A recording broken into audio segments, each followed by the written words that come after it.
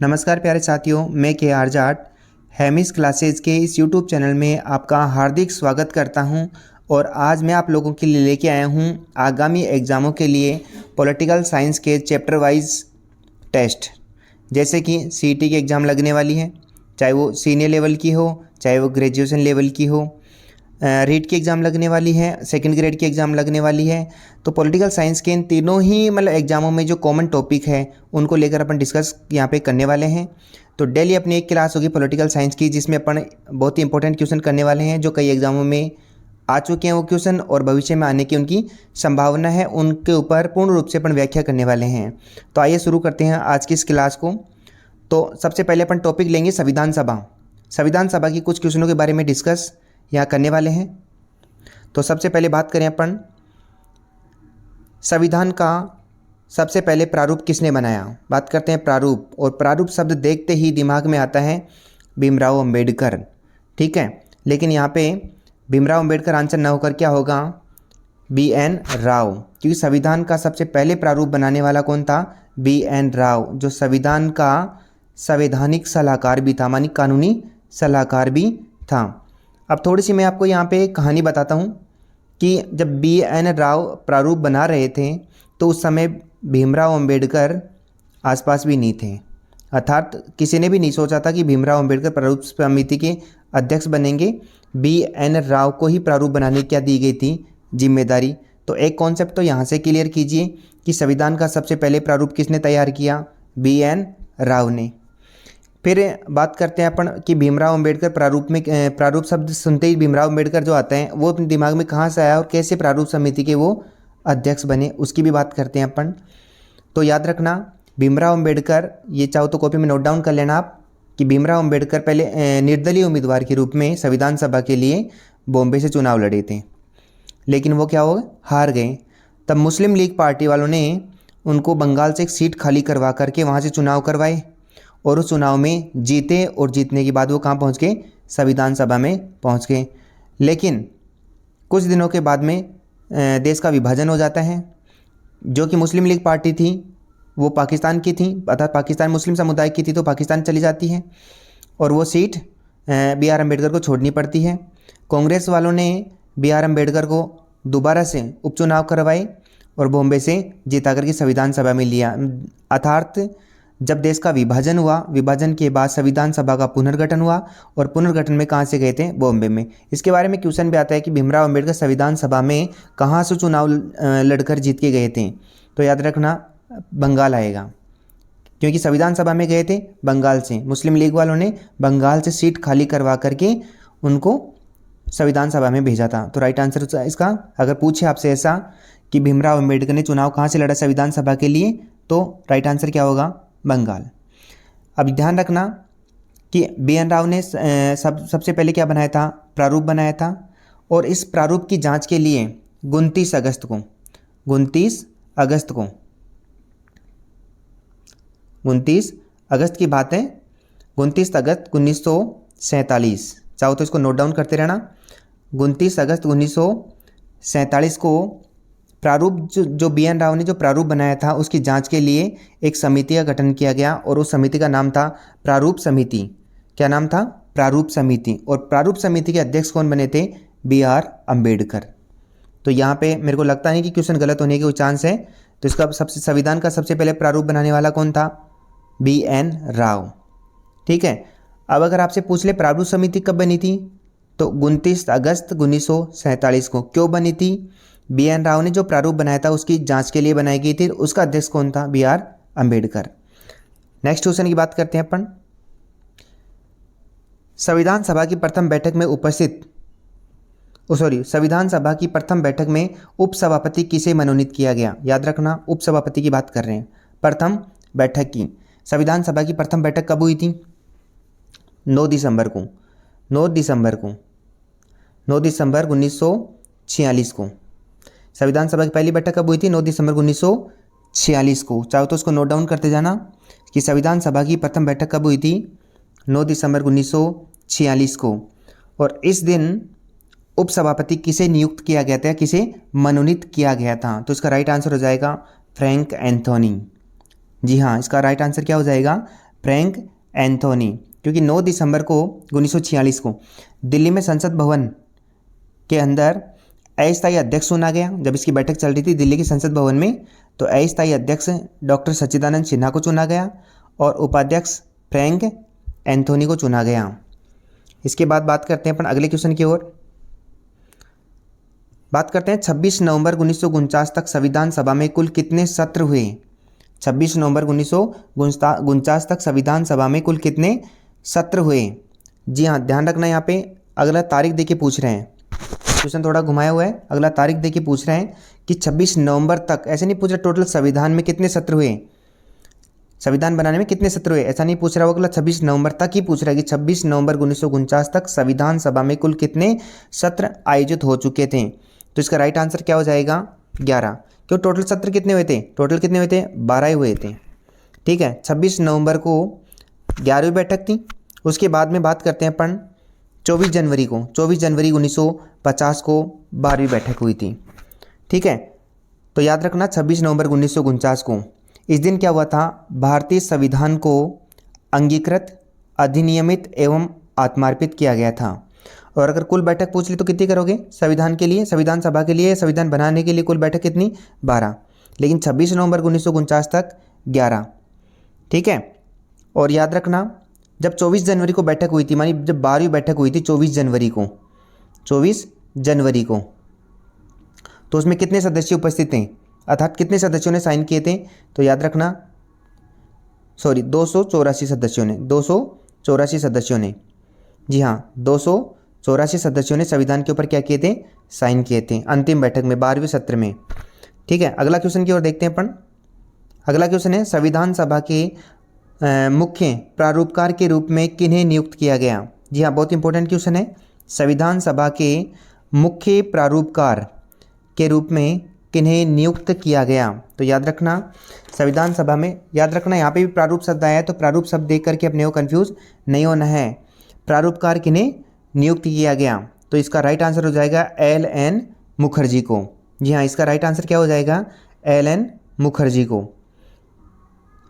अगला क्वेश्चन है संविधान सभा द्वारा हिंदी को राजभाषा के रूप में कब स्वीकार किया गया। हिंदी को राजभाषा के रूप में कब स्वीकार किया गया। तो इसका राइट आंसर हो जाएगा 14 सितंबर 1949 को, 14 सितंबर 1949 को।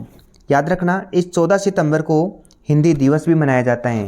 याद रखना, चाहे तो अलग से नोट डाउन कर लेना इसको, 14 सितंबर को हिंदी दिवस भी मनाया जाता है। और राजभाषा हिंदी होगी ऐसा संविधान के किस अनुच्छेद में लिखा हुआ है। तो याद रखना, नोट कर लेना इस चीज़ को कि राजभाषा हिंदी होगी ऐसा लिखा हुआ है संविधान के अनुच्छेद 343 में। अनुच्छेद 343 में लिखा हुआ है कि राजभाषा हिंदी ही होगी। अगला क्वेश्चन है निम्न कथनों पर विचार कीजिए। निम्न कथनों पर विचार कीजिए, थोड़ा गौर से देखिए इस क्वेश्चन को। डॉक्टर भीमराव अंबेडकर ने संविधान सभा में उद्देश्य प्रस्ताव के तुरंत पारित करने का विरोध किया। दूसरा है वर्तमान संविधान की प्रस्तावना उद्देश्य का प्रस्ताव पर आधारित है। इनमें से सत्य कथन का चयन करना है अपने को, इनमें से सत्य कथन का चयन करना है। दोनों कथन अपने सामने हैं कि डॉक्टर भीमराव अंबेडकर ने संविधान सभा में जो उद्देश्य प्रस्ताव तुरंत ही पारित कर दिए गए थे उसका क्या किया था, विरोध किया था। जी बिल्कुल विरोध किया था। पहला कथन क्या है, बिल्कुल सही है। अभी अपन पहले कथन की बात करें कि पहला कथन क्या है, बिल्कुल सही है। दूसरे कथन भी क्या है, बिल्कुल सही है। वर्तमान संविधान की प्रस्तावना उद्देशिका पर आधारित है। कैसे है, एक बार इसको समझो आप। ठीक है, कि 13 दिसंबर जब 1946 को नेहरू जी ने उद्देश्य प्रस्ताव जब रखा, ठीक है, कि 13 दिसंबर को संविधान की जब तीसरी बैठक हुई थी, 13 दिसंबर 1946 को पंडित जवाहरलाल नेहरू ने जब उद्देश्य रखे, तो याद रखना 22 जनवरी 1947 को इसे क्या कर दिया, पारित कर दिया। 13 दिसंबर को तो इसे रखा गया था और 22 जनवरी 1947 को इसे क्या कर दिया, पारित कर दिया। लेकिन जो इसके ऊपर जो चर्चा चली वो मात्र कितने दिन चली, केवल 8 दिन चर्चा चली थी। कितने दिन, केवल 8 दिन इसके ऊपर क्या चली थी, चर्चा चली थी। उद्देश्य प्रस्ताव रखा गया 13 दिसंबर 1946 को, पारित कब हुआ, 22 जनवरी 1947 को। लेकिन चर्चा कितने दिन चली इसके ऊपर? मात्र 8 दिन चली, जिसका विरोध किसने किया था? भीमराव अंबेडकर ने इसका विरोध किया था। पहला कथन सही है, ठीक है। अगर दूसरे कथन की बात करें तो यही उद्देश्य प्रस्ताव आगे चलकर उद्देशिका या प्रस्तावना बनी। याद रखना, उद्देशिका या क्या बनी थी? प्रस्तावना बनी थी। जो उद्देश्य प्रस्ताव थे यही क्या थे? वर्तमान की प्रस्तावना। इसलिए दोनों ही कथन क्या होंगे? सही होंगे। तो इसका राइट आंसर कौन सा हो जाएगा? सी ऑप्शन, ए और बी दोनों ही सही हैं। अब बात करते हैं अगले क्वेश्चन की ओर। अगला क्वेश्चन है, पांडुलेखन समिति का गठन कब किया गया? अब आप सोचोगे पांडुलेखन समिति तो पहली बार पढ़ रहे हैं, कभी पढ़ी ही नहीं, ठीक है। तो याद रखना, पांडुलेखन समिति प्रारूप समिति ही है। इसको नोट डाउन कर सकते हो आप कि पांडुलेखन समिति भी कहते हैं इसे, प्रारूप समिति भी कहते हैं इसे मसौदा समिति भी कहते हैं, इसे ड्राफ्ट कमेटी भी कहते हैं। एक बार रिपीट कर रहा हूँ मैं, पांडुलेखन समिति कह दो, चाहे इसे प्रारूप समिति कह दो, मसौदा समिति कह दो, चाहे इसे ड्राफ्ट कमेटी कह दो। इसमें कुल सदस्य थे 1 + 6, 1 + 6, टोटल कितने सदस्य थे इसमें? 7 सदस्य थे। और याद रखना, प्रारूप समिति का अध्यक्ष कौन? BR अम्बेडकर को। और प्रारूप समिति का गठन कब हुआ था? जो अभी हाल ही मैंने बताया आपको, 29 अगस्त 1947 को। याद रखना, 29 अगस्त को, 29 अगस्त को, मानी 29 अगस्त को, 29 अगस्त को तो क्या बनी? प्रारूप समिति बनी। लेकिन BR अम्बेडकर को अध्यक्ष कब बनाया गया? 30 अगस्त को, 30 अगस्त को, मानी अगले दिन इसे क्या बनाया गया? अध्यक्ष बनाया गया। तो प्रश्न अपना क्या पूछ रहे हैं कि पांडुलेखन समिति का गठन कब किया गया? तो इसका राइट आंसर हो जाएगा 29 अगस्त 1947, 29 अगस्त 1947, क्योंकि इसी दिन क्या बनी थी? प्रारूप समिति बनी थी। प्रारूप समिति को क्या कहते हैं? पांडुलेखन समिति। और इसका अध्यक्ष कौन? भीमराव अम्बेडकर। लेकिन इसे कब बनाया गया था? 30 अगस्त को बनाया गया था। इसे कब बनाया गया था? 30 अगस्त को बनाया गया था। अगला क्वेश्चन है, संविधान सभा की मतलब राष्ट्रीय ध्वज समिति के अध्यक्ष कौन थे? संविधान सभा की जो राष्ट्रीय ध्वज समिति या झंडा समिति जो थी उसके अध्यक्ष कौन थे? तो इसका राइट आंसर हो जाएगा डॉक्टर राजेंद्र प्रसाद। इसका राइट आंसर क्या हो जाएगा? डॉक्टर राजेंद्र प्रसाद। लेकिन यहाँ पे थोड़ी राष्ट्रीय ध्वज के बारे में मैं चर्चा करना चाहूँगा आपसे। तो राष्ट्रीय ध्वज की बात करें अपन यहाँ पे, तो राष्ट्रीय ध्वज को कब अपनाया गया था? 22 जुलाई को। राष्ट्रीय ध्वज को कब अपनाया गया था? 22 जुलाई को, 22 जुलाई को। राष्ट्रीय ध्वज को कब अपनाया गया था? 22 जुलाई 1947 को। 22 जुलाई 1947 को राष्ट्रीय ध्वज को अपनाया गया। और इसकी डिज़ाइन किसने तैयार की? इसकी डिज़ाइन किसने तैयार की? इसकी डिज़ाइन तैयार की थी वेंकैया पिंगले। मैं यहाँ लिख देता हूँ, वेंकैया पिंगले।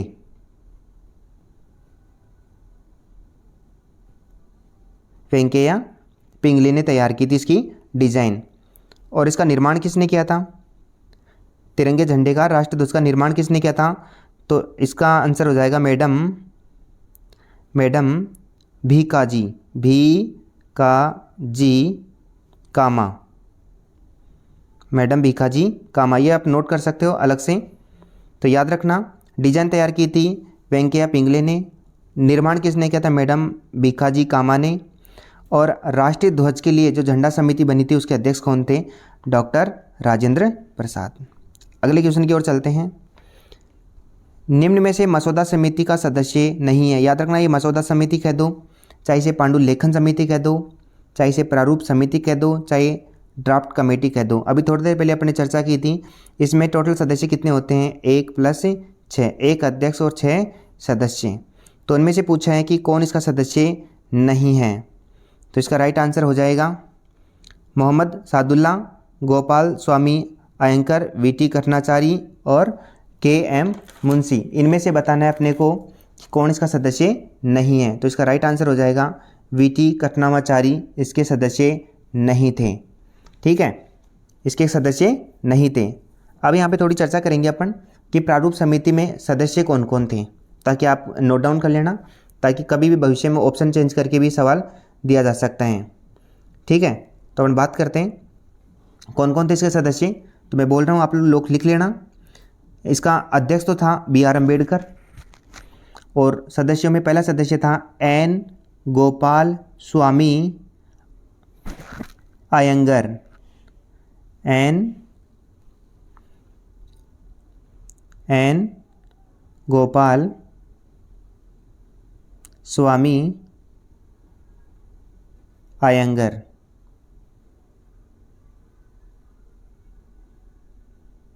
ठीक है, दूसरा था इसका अलादी कृष्णा स्वामी अय्यर।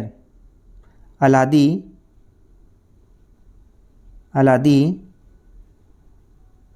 कृष्णा स्वामी अय्यर। ठीक है, तीसरा था मोहम्मद सादुल्ला। ये जो लिखा हुआ है मोहम्मद सादुल्ला।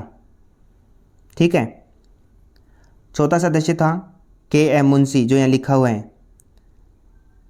पांचवा सदस्य था N. माधव राव। ठीक है, छठा सदस्य था T.T. कृष्णमाचारी। याद रखना, ये VT नहीं है, TT की बात करेंगे अपन यहाँ पे। छठा सदस्य कौन था? TT कृष्णमाचारी, ये वाला शब्द। ठीक है, तो ये आपकी 6 सदस्य इसे कंप्लीट हो गए। मैं दोबारा रिपीट कर रहा हूँ एक बार। पहला सदस्य N. गोपाल स्वामी अयंगर, दूसरा अलादी कृष्णा स्वामी अय्यर, तीसरा मोहम्मद सादुल्ला, चौथा K.M. मुंशी, पांचवा N. माधवराव, छठा TT कृष्णमाचारी। ठीक है, और याद रखना, एक नोट लगा के यहाँ पे एक और लिख सकते हो, एकमात्र कांग्रेस, इनमें से एकमात्र कांग्रेसी सदस्य कौन था? K.M. मुंशी। याद रखना, एकमात्र कांग्रेसी सदस्य, कांग्रेसी कौन था? K.M. मुंशी। अगले क्वेश्चन की ओर बढ़ते हैं। संविधान सभा की एकमात्र महिला सदस्य जिसने देशी रियासतों का प्रतिनिधित्व किया। याद रखना, बहुत इंपॉर्टेंट क्वेश्चन है।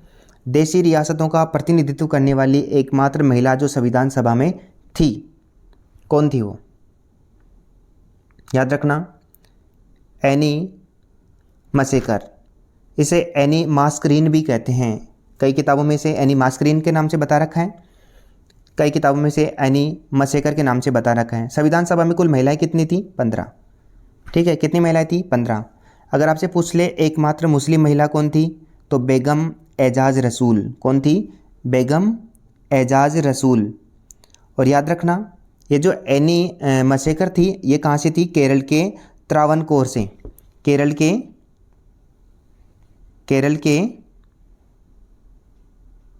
के त्रावणकोर से, त्रावणकोर क्षेत्र से थी ये। ठीक है, केरल से। अगला है, संविधान सभा के प्रथम सत्र में कुल कितने सदस्यों ने भाग लिया? याद रखना, संविधान सभा का कुल पहला सत्र की बात कर रहे हैं अपन यहाँ पे। ठीक है, सत्र की बात कर रहे हैं। तो संविधान सभा के अंदर जो प्रथम सत्र हुआ था, उसमें कितने सदस्य मौजूद थे? प्रथम सत्र कब हुआ था? 9 दिसंबर को। 9 दिसंबर 1946 से 23 दिसंबर 1946 तक चला था प्रथम सत्र, और इसमें 211 सदस्यों ने भाग लिया था। जी हाँ, इसमें कितने सदस्यों ने भाग लिया था? 211 सदस्यों ने भाग लिया था। दोबारा बोल रहा हूँ मैं, प्रथम जो अधिवेशन या सत्र जो था 9 दिसंबर से 23 दिसंबर 1946 तक चला था, और इसमें 211 सदस्यों ने भाग लिया था। अगर आपको पूछें कि प्रथम बैठक में, ठीक है, वो अधिवेशन सत्र अलग चीज़ है, बैठक अलग चीज़ है। ठीक है, तो अगर आपसे पूछ लें कि प्रथम बैठक में, मानी 9 दिसंबर को जो प्रथम बैठक हुई, उसमें कितने सदस्य थे, तो उसमें सदस्य आएंगे 207 सदस्य, 207 सदस्य। लेकिन यहाँ पे सत्र लिखा हुआ है, और ये बैठक की बात करेंगे अपन, बैठक। ठीक है, प्रथम जो बैठक हुई थी उसमें 207 सदस्य, लेकिन प्रथम सत्र या अधिवेशन में कितने सदस्य? 211 सदस्य। अगला क्वेश्चन है, संविधान सभा की अंतिम बैठक के संदर्भ में असत्य कथनों की बात कर रहे हैं अपन। कौन सा कथन असत्य है? तो संविधान सभा की अंतिम बैठकों की बात कर रहे हैं, कौन सा कथन असत्य है? तो पहला कथन है, संविधान सभा की अंतिम बैठक कब हुई थी? 24 जनवरी 1950 को हुई। असत्य कथन ढूंढना है अपने को। जी हाँ, याद रखना, असत्य कथन की बात कर रहे हैं अपन यहाँ पे। किसकी बात कर रहे हैं अपन? असत्य कथन की बात कर रहे हैं।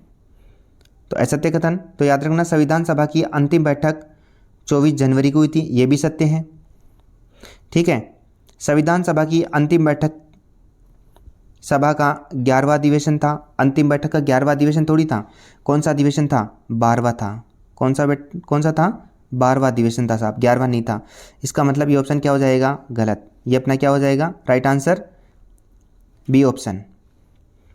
अगर बात करें 24 जनवरी 1950 को जनगण मन को राष्ट्रीय गान स्वीकार कर लिया था, तो ये भी क्या है? सही है। तो इन चारों के अंदर से गलत कथन कौन सा है? ये वाला। तो राइट आंसर कौन सा हो जाएगा? बी ऑप्शन अपने। ठीक है, इसके बाद अगले क्वेश्चन की ओर बढ़ें। भारत की संविधान सभा किसके अनुसार गठित की गई? भारत की संविधान सभा किसके अनुसार गठित की गई? तो याद रखना क्रिप्स मिशन है, साइमन आयोग का प्रस्ताव है, माउंट बेटन योजना की बात कर रहे हैं, कैबिनेट मिशन योजना की बात कर रहे हैं। तो आपको बताना है कि इनमें से किस योजना के तहत संविधान सभा की गठित की गई। तो याद रखना इसका राइट आंसर क्या हो जाएगा? Cabinet mission. राइट आंसर क्या हो जाएगा? Cabinet mission. अगला क्वेश्चन है कैबिनेट मिशन भारत कब आया? कैबिनेट मिशन भारत कब आया? तो इसका राइट आंसर हो जाएगा 1946 में। कैबिनेट मिशन भारत कब आया था? 1946। और इसी कैबिनेट मिशन के तहत संविधान बनाने के लिए मंजूरी मिली थी। संविधान सभा में प्रत्येक प्रांत की आवंटित सदस्य संख्या निर्धारित करने के लिए एक प्रतिनिधि कितनी जनसंख्या के अनुपात में था? याद रखना संविधान सभा में सदस्य चुनकर भेजने के लिए कितनी आबादी पर एक सदस्य चुनकर भेजा जाएगा। प्रश्न कह रहा है कि कितनी आबादी पर एक सदस्य चुनकर संविधान सभा में जाएगा। आबादी का क्राइटेरिया कितना रखा गया? तो इसका राइट आंसर हो जाएगा 10 लाख। 10 लाख पर एक व्यक्ति चुनकर किस में जाएगा? संविधान सभा में जाएगा। 13 दिसंबर 1946 को संविधान सभा के अध्यक्ष कौन थे? तो याद रखना संविधान सभा के अध्यक्ष उस समय कौन थे? डॉक्टर राजेंद्र प्रसाद।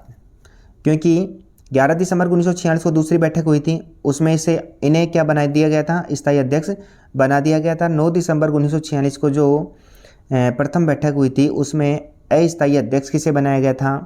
डॉक्टर सच्चिदानंद सिन्हा को। तो इसका राइट आंसर क्या हो जाएगा? डॉक्टर राजेंद्र प्रसाद। अगला क्वेश्चन है संविधान सभा के संवैधानिक सलाहकार, संविधान सभा के संवैधानिक सलाहकार मानी कानूनी सलाहकार कौन थे? तो उसका राइट आंसर हो जाएगा BN राव, जिसके बारे में अभी पहले ही क्वेश्चन में अपन चर्चा कर चुके हैं। फर्स्ट क्वेश्चन में BN राव की खूब चर्चा की है अपन ने। अगला क्वेश्चन है भारतीय संविधान सभा की संघीय शक्ति समिति के अध्यक्ष कौन थे?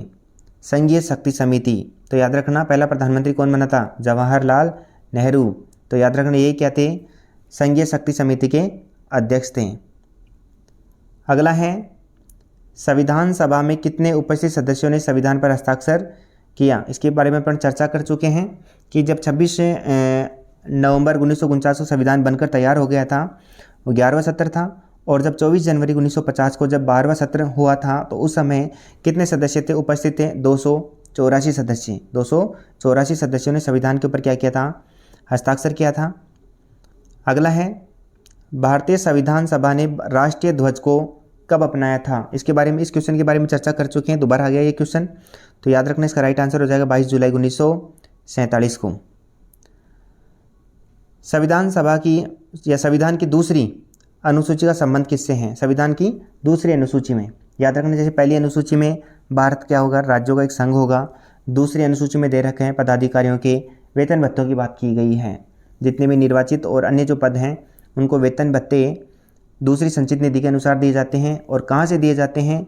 तो याद रखना संचित निधि से दिए जाते हैं। संचित निधि से दिए जाते हैं, अर्थात इनके वेतन भत्ते संचित निधि पर भारित होते हैं। अगला है भारतीय संविधान को किसने बनाया? इंपॉर्टेंट क्वेश्चन है। भारतीय संविधान को किसने बनाया? भारतीय संसद नहीं, ब्रिटिश संसद ने नहीं बनाया, गवर्नर जनरल ने नहीं बनाया। ठीक है, इसमें एक चौथा ऑप्शन नहीं दे रखा। चौथा ऑप्शन आप लोग लिख लेना इसके अंदर। चौथा ऑप्शन आएगा संविधान सभा ने। संविधान सभा ने किसने बनाया था? संविधान सभा ने। राइट आंसर क्या हो जाएगा? संविधान सभा। इसमें चौथा ऑप्शन नहीं दे रखे हैं, आप लोग लिख लेना। अगला है भारतीय संविधान सभा ने संप्रभु संस्था का दर्जा प्राप्त किया।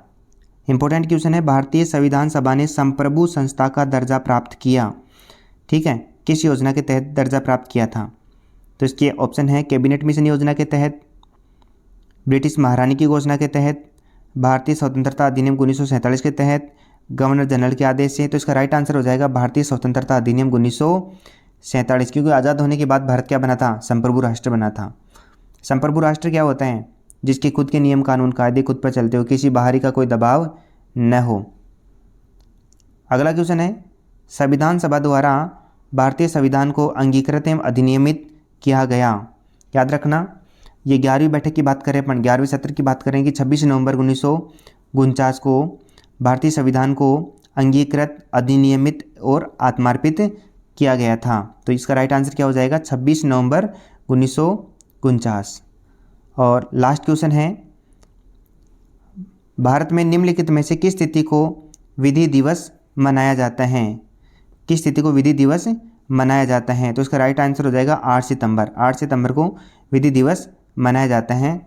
तो प्यारे दोस्तों, आज के लिए बस इतना ही। मिलेंगे अगली वीडियो के अंदर। टॉपिक वाइज पॉलिटिकल साइंस के टॉपिक वाइज टेस्ट सीरीज लेके आएंगे।